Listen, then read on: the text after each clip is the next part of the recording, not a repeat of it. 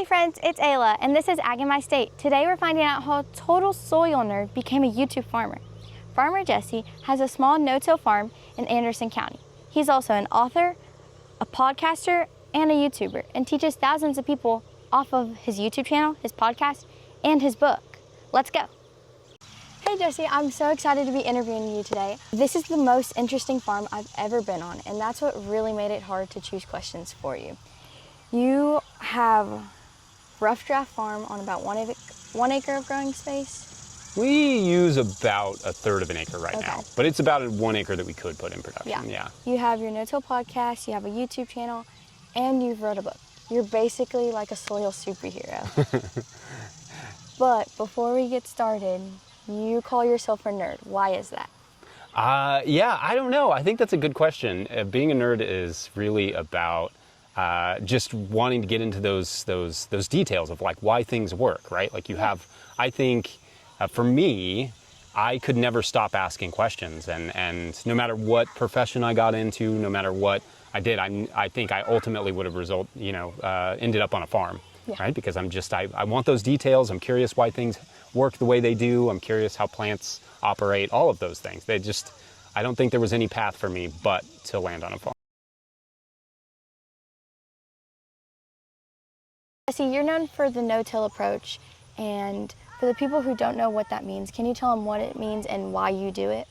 Yeah, so no-till can mean several different things in practice, but what it looks like is generally you're doing the least amount of disturbance possible on your soil. So perhaps you are using a mulch and you're planting directly into that, and the mulch is kind of breaking up the soil and loosening it for you. Or perhaps maybe you are using some sort of ground cover and then you're pulling that off, and the soil has kind of already been worked by the microorganisms and the macroorganisms, the rodents and such, and then you're just kind of raking that and planting into that. Yeah. You're trying to disturb that, the rhizosphere, the area around where the plant roots are, as little as you can, so that you get the most productive growth, and so you're not making all those organisms start over every time you want to plant something. That's so cool. We also practice no-till in our garden, and I just love it so much because it doesn't disturb the ecosystem underneath the soil. Yeah, and there's many different ways to do it. You can use different types of mulches. You can use, if you have a really heavy clay soil, maybe it takes a little time to fork it just a little bit to kind of break it up and let some of that compost fall in there and sort of keep it apart. And then slowly over time, you don't need to do that as much. So for some soils, it can be more of a process than for others. But in a situation like this, where standing by this corn and this squash, a lot of it was just taking our ground cover off. In this case, we use these tarps sometimes that basically kill a lot of the weeds, and then we can pull that off, plant the corn and the squash, in this case, the sunflowers and the beans, right into that without doing any sort of real disturbance. Yeah. And then it's ready to go and just grows up like this all summer. Let's talk YouTube, book, and your podcast. Sure. You are a full-time farmer, but also a full-time content creator. I did a little bit of a deep dive on your YouTube channel, and I found that you first started making videos on your CSA boxes for the customers and what they could do with the stuff inside and how they could use it and stuff like that. But did you ever think you would end up here like this? Yeah, that's a good question. I think for us, I started doing the videos, like you said, to kind of help with cooking and kind of give people an insight into garlic scapes and some of the different stuff we were giving them. But the videos that seemed to get the most interest were farm videos. And I think it's because a lot of people wanted to garden, wanted to farm, they wanted some more advice, especially in a region like ours.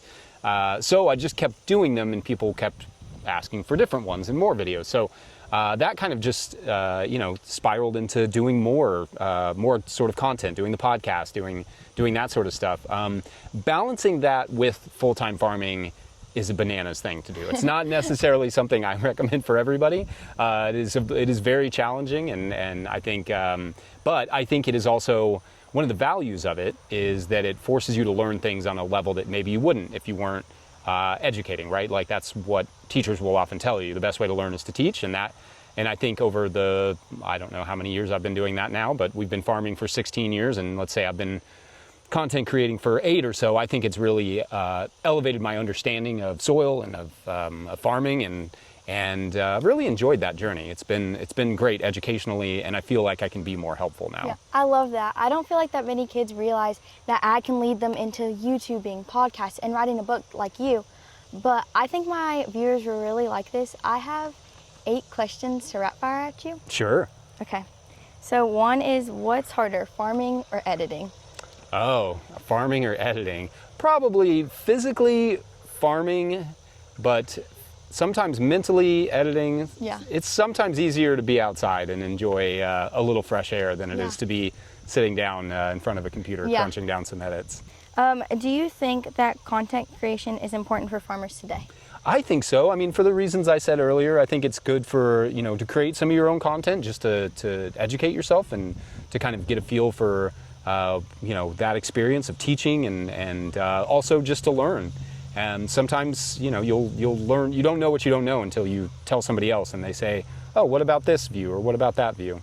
How important is it for farmers to diversify their income? Very, very important to have a diversified income. It's as important as having a diversified farm. You want to have options if something falls through. You want to have, if your entire crop fails and you only grow 1 crop, you have nothing. But if you grow 2 crops, at least you have 50% left. So, that's I think it's incredibly important, and it's also incredibly rewarding. Every crop brings a different benefit, not only to the soil, but to the ecology.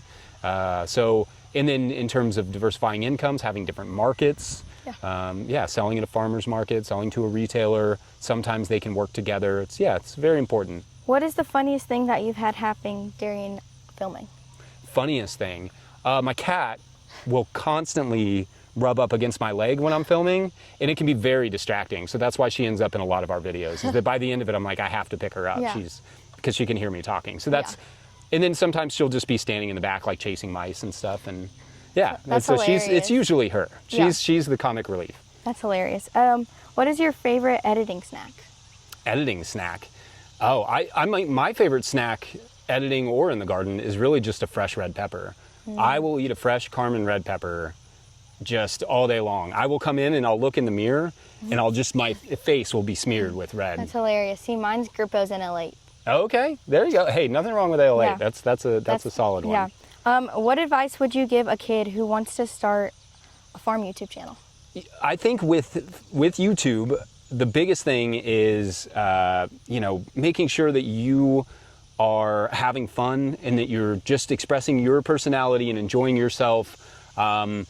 One of the challenges is obviously like criticism, and you know what? And that's not necessary for you to have to listen to that stuff. Sometimes creating can just be about you and not the other person.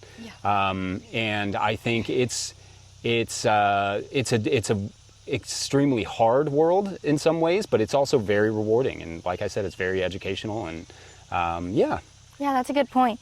Do you think being online helps people trust farmers more? I do think it's helpful for farmers to have voices online, because I don't think people get to see it that much.